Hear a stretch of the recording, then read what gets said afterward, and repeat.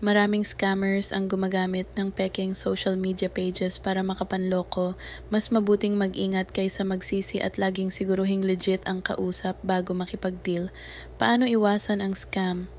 I-check ang official page ng PB Joni Show Encoder https www.facebook.com pbdionisio. Mag-verify sa official customer service bago magbayad, gamitin ang FB Messenger. Mag-verify ang identity ng seller. Kung private account yan, fake yan. Kung hindi sa GCash, PB, Joni Show business account ang bayad, fake yan. Ingat sa bank transfer. Madaling maloko rito.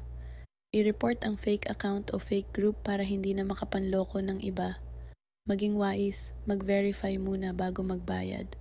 Para sa sigurado, bumili lang sa PB, Joni Show & Co.